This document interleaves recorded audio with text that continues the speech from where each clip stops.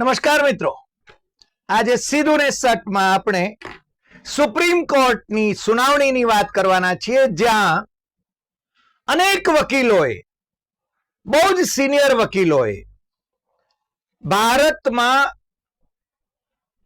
State bank of ઇન્ડિયાના electoral bonds એટલે કે ચૂંટણી બોન્ડ એના જે દાનેશ્વરી છે એમની વિગતો રોકવા માટે, એ સોશિયલ મીડિયામાં આવે નહીં એટલા માટે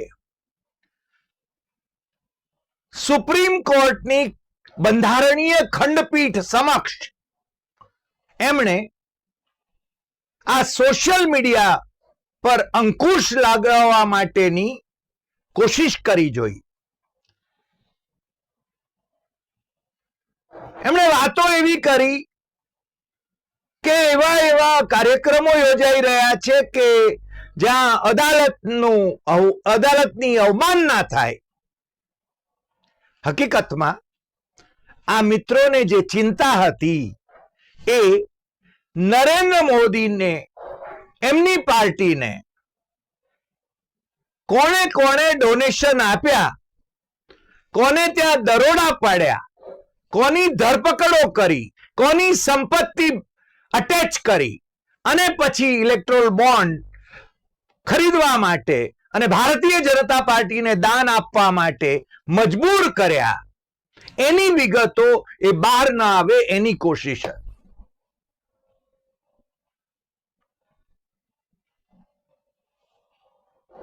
ભારતીય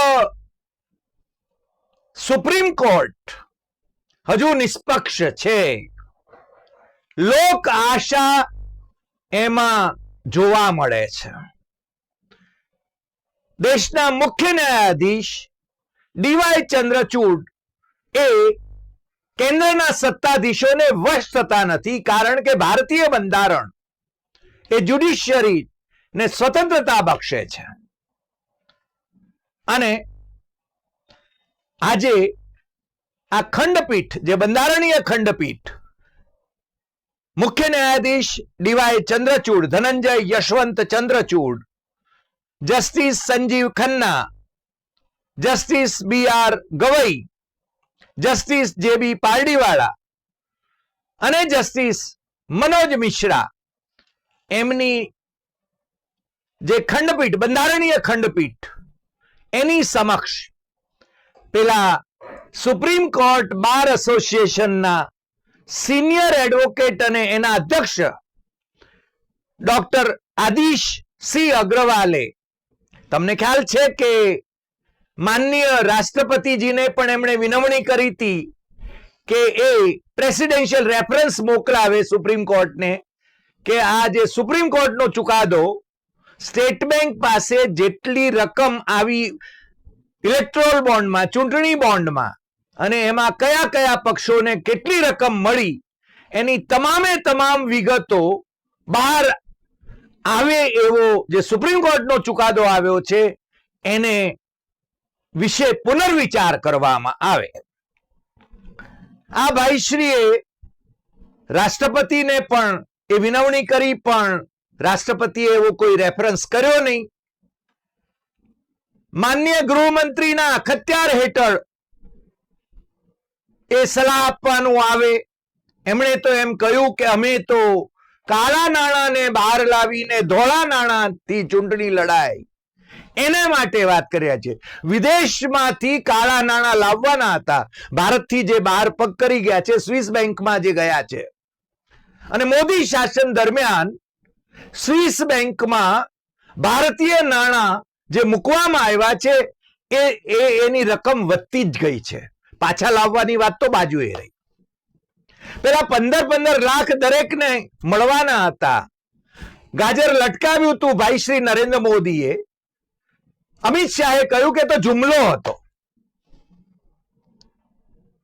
એકવાર સત્તામાં આવી ગયા પછી ક્યાં વાંધો છે. 2 કરોડ દર વર્ષે સરકારી નોકરીઓ આપીશ, એ પણ જુમલો જ સાબિત થયો. અને તેજસ્વી યાદવ, બિહારના જે સુપરસ્ટાર પોલિટિશિયન છે, એણે મુંબઈની જનસભામાં, રવિવારની જનસભામાં બહુ સ્પષ્ટપણે કહ્યું કે નરેન્દ્ર મોદીએ 10 વર્ષમાં પણ જેટલી નોકરીઓ નથી આપી, સરકારી નોકરીઓ, એના કરતા વધારે અમે 17 મહિનામાં 5 લાખ નોકરીઓ આપી. બિહારમાં એ જ્યારે ચાચાની સાથે સરકારમાં હતા, ડેપ્યુટી સીએમ, ત્યારે નરેન્દ્ર મોદી એક્સપોઝ થઈ રહ્યા છે. ચૂંટણી બોન્ડ ની અડધ રકમ એ ભારતીય જનતા પાર્ટીને મળે અને હજારો કરોડ રૂપિયાની કેટલી રકમ એ આપણે અગાઉ જોઈ ગયા છીએ, એટલે હું એના પુનરોચ્ચારમાં પડતો નથી. પરંતુ બાકીના તમામ રાજકીય પક્ષોને બીજી રકમ મળે. હા, એટલું ચોક્કસ છે કે આમ આદમી પાર્ટીએ, શરદ પવારની એનસીપીએ, બીજા કેટલાક પક્ષોએ એ પોતાને મળેલા ડોનેશન, એની તમામ વિગતો પોતે જાહેર કરી દીધી છે. કોંગ્રેસ હજુ કેમ વિગતો જાહેર કરતી નથી એનો પ્રશ્ન તો અમને થાય છે. કોંગ્રેસે વિગતો જાહેર કરવી જોઈએ, જો એને કંઈ છુપાવવાનું ન હોય તો. ભારતીય જનતા પાર્ટીને જે લોકોએ ડોનેશન આપ્યા છે, એવા જ લોકોએ રાજ્યોમાં જે રાજકીય પક્ષો શાસન કરે છે એમને પણ ડોનેશન આપ્યા છે. ડીએમકે ને પણ પેલા લોટરી કિંગ, એને સેંકડો કરોડ રૂપિયાના ડોનેશન આપ્યા છે, પણ એને જાહેર કર્યું છે. અને આજે તો સમાચાર એ પણ આવ્યા કે તમિલનાડુમાં જે મુખ્યમંત્રી છે એમ.કે. સ્ટાલિન, એમણે એમના મિત્ર પક્ષ કોંગ્રેસને ત્યાંની તમિલનાડુની 39 બેઠકોમાંથી 10 બેઠકો ફાળવી દીધી છે. એમનું ગઠબંધન ચાલુ છે, ઇન્ડિયા ગઠબંધન ચાલુ છે, બીજા પક્ષો પણ એમાં છે. અને ગઈ ચૂંટણીમાં, લોકસભાની ચૂંટણીમાં ભારતીય જનતા પાર્ટીને જે બેઠક, કન્યાકુમારીની બેઠક મળતી હતી, એ પણ છે ને એમણે ગુમાવી હતી. આ વખતે નરેન્દ્ર મોદી 5 વખત તમિલનાડુના ચક્કર મારી આવ્યા છે, સભાઓ સંબોધી આવ્યા છે, સરકારી ખર્ચે. અને હજી પણ આચાર સંહિતાનો અમલ થયા પછી પણ એ એરફોર્સના પ્લેનમાં કેમ મુસાફરી કરે છે, એવો સવાલ તૃણમૂલ કોંગ્રેસના રાજ્યસભાના સભ્ય સાકેત ગોખલે ઉઠાવ્યો છે. અને એ કહે છે કે શું નરેન્દ્ર મોદીની પાર્ટી એરફોર્સના પ્લેન વાપરવા માટેનું ભાડું એ ચૂકવવાની છે? અમને એમ લાગે છે કે સિક્યોરિટી પર્પઝથી એ એરફોર્સનું પ્લેન વાપરી શકે, પરંતુ આજે સુપ્રીમ કોર્ટમાં માનનીય વડાપ્રધાન અને ભારતીય જનતા પાર્ટીને જે અનુકૂળ એવી રજૂઆતો જે થઈ, સોશિયલ મીડિયા ને રોકવા માટેની, એમાં જે લોકોએ કહ્યું એમ કે લેવલ પ્લેઇંગ ગ્રાઉન્ડ, આ શબ્દ પ્રયોગ આમ તો કોંગ્રેસ અને વિપક્ષો વાપરતા હતા કે ભાઈ એક બાજુ ભારતીય જનતા પાર્ટીની પાસે બધા જ સાધનો છે, સરકારી એજન્સીઓ છે, એનો દુરુપયોગ કરે છે, અને બીજી બાજુ જે વિપક્ષો છે એમના બેંક એકાઉન્ટ ફ્રીઝ કરી દેવામાં આવે છે, અથવા તો ઇન્કમટેક્સ એમાંથી ચોરી જાય છે પૈસા, અને એમને વંચિત કરી દે છે. ઇન્કમટેક્સને કોંગ્રેસના બેંક એકાઉન્ટમાંથી નાણાં લઈ લેવાનો કોઈ અધિકાર છે કે કેમ, એ કાનૂની પેચીદગી હજુ પણ ચાલુ છે. પણ આજે સુપ્રીમ કોર્ટે આ બધા જે ડોક્ટર આદિશ અગરવાલ, જે આમ તો ભારતીય જનતા પાર્ટીની ટિકિટના વાંચુ છે, જો લોકસભાની ટિકિટ ન મળે તો રાજ્યસભામાં જવા માંગે છે, એ ભાઈશ્રીની જે પિટિશન હતી, જે એમણે સુપ્રીમ કોર્ટમાં રજૂઆત કરી હતી એને સુપ્રીમ કોર્ટની બંધારણીય ખંડપીઠે ફગાવી દીધી અને એને યોગ્ય લેખાવી નહીં. પણ આજે ઘણા બધા ધારાશાસ્ત્રીઓ, સોલિસિટર જનરલ તુષાર મહેતા, એમણે કહ્યું કે હું ડોક્ટર આદિશ અગરવાલની આ પિટિશન સાથે અથવા તો એમની રજૂઆત સાથે સંમત નથી, હું ડિસએસોસિએટ થાઉં છું. પરંતુ સોશિયલ મીડિયાની વાત આવે છે ત્યારે એમાં જે પ્રકારે આ ચૂંટણી બોન્ડ ને વિશેની ચર્ચાઓ થઈ રહી છે એ માનનીય ન્યાયાલયની પણ અવમાનના કરનારી હોય એવી આપણને જોવા મળે છે. હરીશ સાળવે સ્ટેટ બેંક ઓફ ઇન્ડિયાના ધારાશાસ્ત્રી એ સ્ટેટ બેંકનો બચાવ કરી રહ્યા હતા અને સામે પક્ષે પ્રશાંત ભૂષણ હતા અને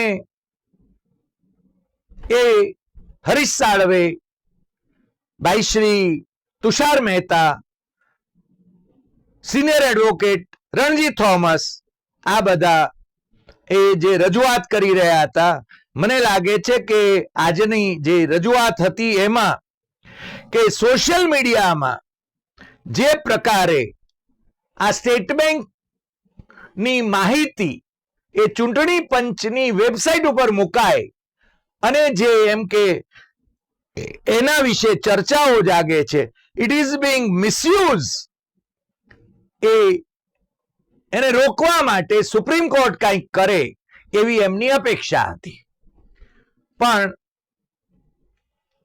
માત્ર ચીફ જસ્ટિસ ચંદ્રચૂડ જ નહીં પણ એમના સાથી જે જજીસ હતા એમણે પણ ઠંડે કલેજે આ બધાની વાત પર પાણી ફેરવી દીધું અને એમણે કહ્યું કે આપણે આ ચુકાદો અપાઈ ગયો છે અને એ ચુકાદાને રિવ્યુ માટે આપણે બેઠા નથી.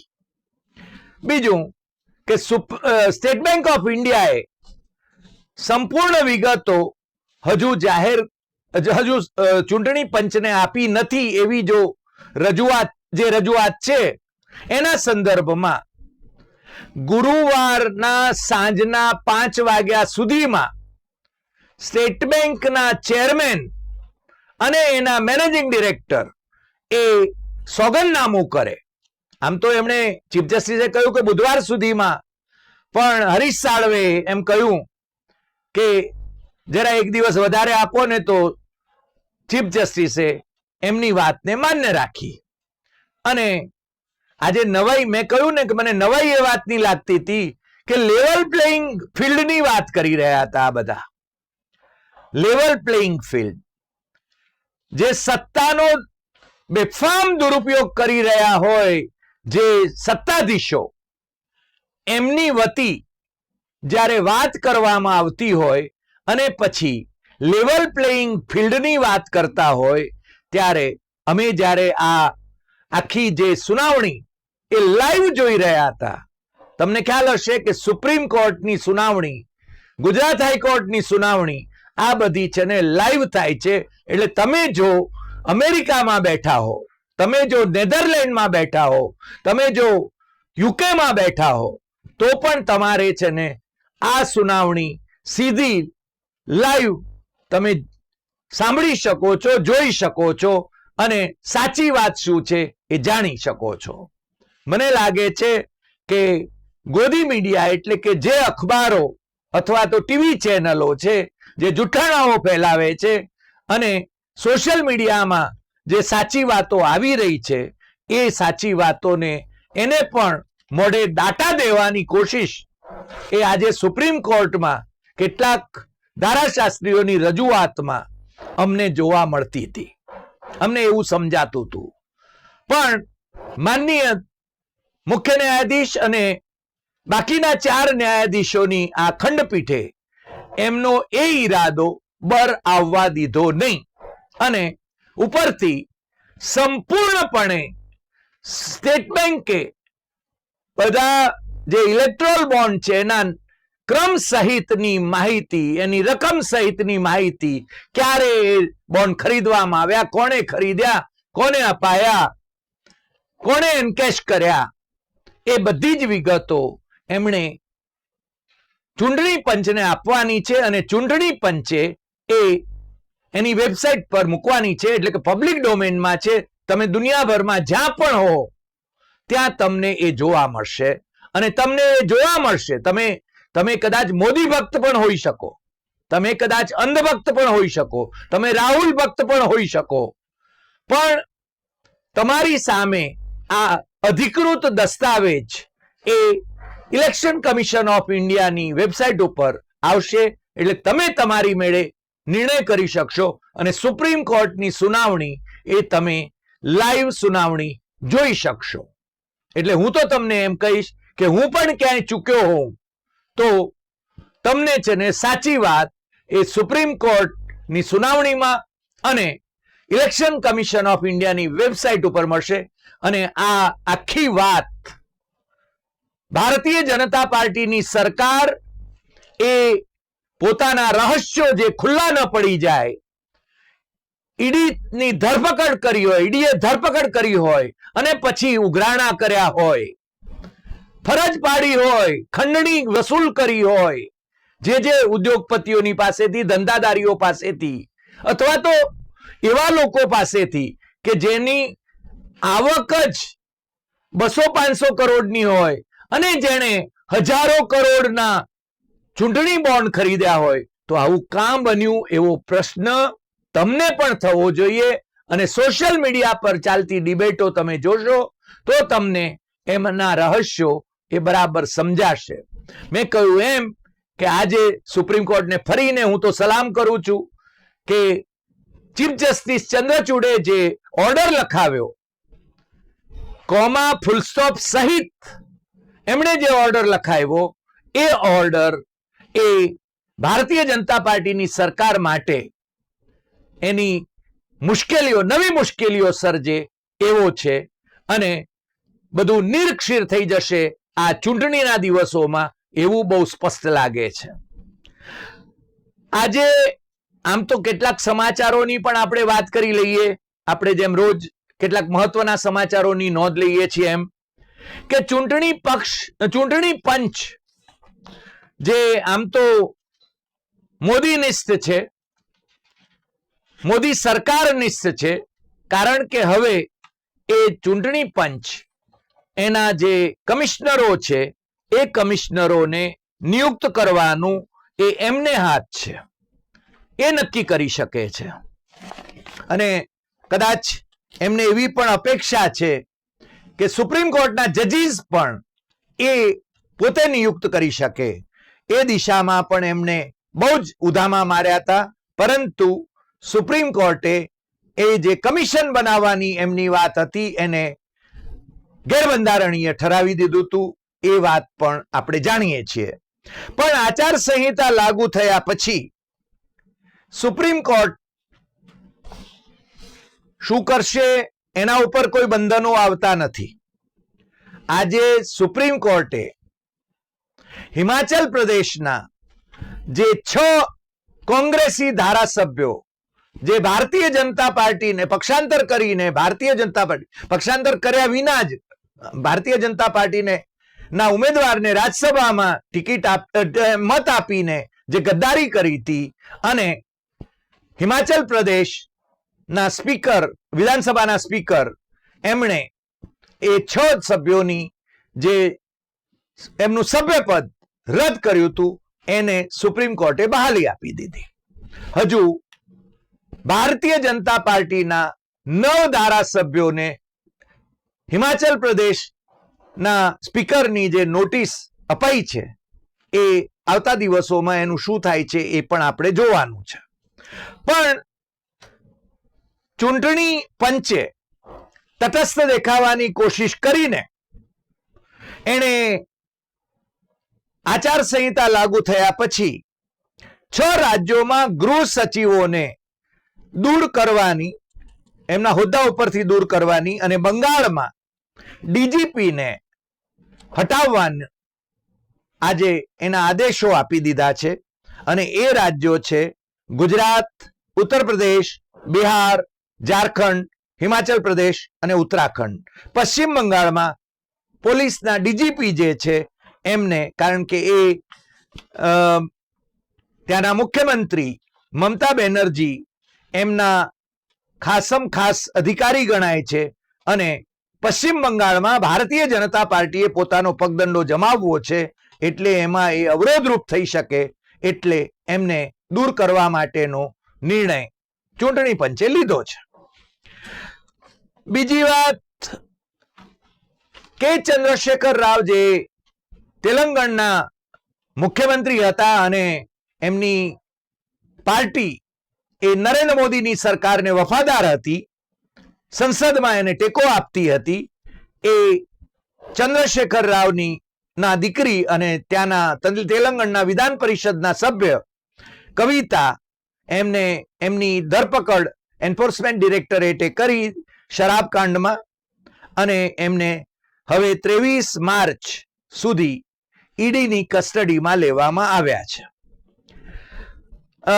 ગુજરાત હાઈકોર્ટના માનનીય મુખ્ય ન્યાયાધીશ સુનીતા અગ્રવાલ અને ન્યાયાધીશ અનિરુદ્ધ મઈએ આજે ગુજરાત યુનિવર્સિટીની ઇન્ટરનેશનલ સ્ટુડન્ટ્સ હોસ્ટેલમાં જે ઘટના બની, જે વિદેશી વિદ્યાર્થીઓ નમાજ પડતા હતા અને એમને નમાજ પડવાના મુદ્દે એનો વિવાદ ઉભો કરીને કેટલાક કટ્ટરવાદી લોકોએ એમના પર જે હુમલો કર્યો હતો અથવા તો એમના હોસ્ટેલમાં જે તોડફોડ કરી હતી એના સંદર્ભમાં જે પોલીસ કેસ થયો એ અંગે એમણે પીઆઈએલ જે એડવોકેટ KR કોસ્ટીએ રજૂ કરી એને આમ તો ફગાવી દીધી છે, કારણ કે ન્યાયાધીશોએ એમ કહ્યું છે કે અમે પોલીસ તંત્ર એટલે ઇન્વેસ્ટિગેટિંગ એજન્સી નથી, તમારી પાસે બીજા વિકલ્પો છે એટલે તમે એ માર્ગ અપનાવો અને પછી જરૂર પડે તો અમારી પાસે આવી શકો છો. અને આ જેમની ઉપર હુમલો થયો એ માત્ર મુસ્લિમ જ વિદ્યાર્થીઓ નહોતા જે નમાજ પડતા હતા. રમજાન ચાલે છે, ભારત એ સર્વધર્મ સંભાવમાં માનનારો દેશ છે, સેક્યુલર કન્ટ્રી છે અને માનનીય વડાપ્રધાન નરેન્દ્ર મોદીની એમની એક ફેલોશિપ જે આપવામાં આવે છે, એમણે તો PM ફેલોશિપ એવું નામ પણ આપ્યું છે, સ્પેશિયલ સ્કોલરશિપ અથવા ફેલોશિપ, અને એની અંતર્ગત વિદેશી વિદ્યાર્થીઓ આપણી યુનિવર્સિટીઓમાં ભણવા આવે છે. આપણે એટલે કે ભારત સરકાર એમને એમના નાણાં ખર્ચે છે, એમને સગવડો આપે છે અને દુનિયાના ઘણા બધા દેશોના વિદ્યાર્થીઓ એ આપણે ત્યાં ભણવા આવે છે. આ જેમના ઉપર હુમલો થયો એમાં મારા પણ એક વિદ્યાર્થી મારિયો ફર્નાન્ડો જે ખ્રિસ્તી છે, શ્રીલંકાના છે, એ પણ ઘાયલ થયા અને એમને ગઈકાલે હોસ્પિટલમાં દાખલ કરવામાં આવ્યા હતા. સદનસીબે એને એટલી બધી ઈજા થઈ નથી, પરંતુ એને બેઠો માર અને એને ટમીમાં અને એમ બધું એટલે ઈજાઓ તો ઘણી બધી થઈ છે, પરંતુ એ પ્રમાણમાં બીજા વિદ્યાર્થીઓની તુલનામાં એમને ઓછો માર પડ્યો છે. જોકે પોલીસે 2 જણાની ધરપકડ કરી છે, એ એક સારા સમાચાર છે એવું હું માનું છું. પરંતુ આવી ઘટનાઓ ભારતનું નામ દુનિયામાં એને બટ્ટો લગાડે છે. આ વાત આપણે બધાએ સમજી લેવી જોઈએ અને આપણે એ પણ સમજવું જોઈએ કે ગલ્ફના દેશોમાં અથવા મુસ્લિમ દેશોમાં જે હિન્દુઓ ત્યાં વસે છે એમની સુરક્ષાને માથે પણ જોખમ આવી શકે. આ વાત સમજદાર માણસોએ સમજવાની જરૂર છે એવું હું બહુ દ્રઢપણે માનું છું. અને ક્યારેક મેં વિશ્વ હિન્દુ પરિષદના એ વખતના સુપ્રીમો ડોક્ટર પ્રવીણ તોગડિયાને પણ કહ્યું હતું કે તમે આ જે મુસ્લિમ દ્રોહની જે વાત કરો છો ભારતની અંદર, એ વખતે તમારે સમજી લેવું જોઈએ કે ગલ્ફના દેશોમાં આપણા 1 કરોડ કરતા પણ વધારે હિન્દુઓ વસે છે અને જો મુસ્લિમો, ત્યાંના મુસ્લિમો જો એમની ઉપર ફરી વળશે તો શું વલે થશે એનો પણ તમારે વિચાર કરવો જોઈએ. પરંતુ આ સ્થાનિક સ્તરે જે પ્રકારે ધાર્મિક વિભાજનો થઈ રહ્યા છે એ કમનસીબ ઘટના, આવી ઘટનાઓને નોતરે છે. આપણે એવી અપેક્ષા કરીએ કે માનનીય વડાપ્રધાન આ દિશામાં ગંભીર પગલાં લે. આજે એક બીજી પણ બહુ જ મહત્વની ઘટના બની છે. રવિવારે રાહુલ ગાંધીએ મુંબઈની સભામાં મહારાષ્ટ્રના એક વરિષ્ઠ નેતા એમના માતુશ્રી સોનિયા ગાંધીને મળ્યા હતા અને એમની પાસે રડ્યા હતા અને એમ કે મારે છે ને જેલમાં નથી જવું, મને જેલમાં જવાનો ડર લાગે છે, એટલા માટે મારે ભારતીય જનતા પાર્ટીમાં જોડાવવું પડે છે. કોંગ્રેસના નેતા રાહુલ ગાંધીએ એમની ઓળખ આપી નહોતી, એમનું નામ કયું નહોતું, એ પૂર્વ મુખ્યમંત્રી છે એવું પણ નહોતું કહ્યું, એ કોઈ કૌભાંડમાં સંડોવાયેલા છે ને ભારતીય જનતા પાર્ટીની કેન્દ્ર સરકારે વ્હાઇટ પેપર જે બહાર પાડ્યો છે એમાં એમનું નામ આવ્યું છે એવો ઉલ્લેખ પરોક્ષ કે પ્રત્યક્ષ નહોતો કર્યો. અને છતાં આજે એ ભારતીય જનતા પાર્ટીમાં ગયેલા પૂર્વ મુખ્યમંત્રી અશોક ચવ્હાણે ખુલાસો કર્યો છે. આ અશોક ચવ્હાણ ભારતીય જનતા પાર્ટીમાં ગયા અને રાજ્યસભાના સભ્ય થઈ ગયા છે, પણ એમણે ખુલાસો કર્યો છે કે હું સોનિયા ગાંધીને મળ્યો નથી.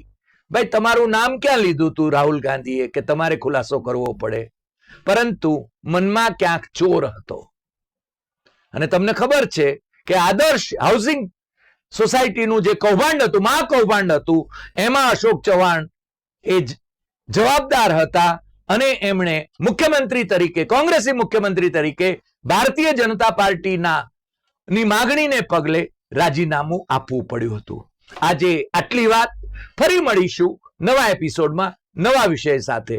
તમને જો આ એપિસોડ ગમ્યો હોય તો સૌથી વધુ શેર કરશો, લાઈક કરશો, કમેન્ટ કરશો. નમસ્કાર.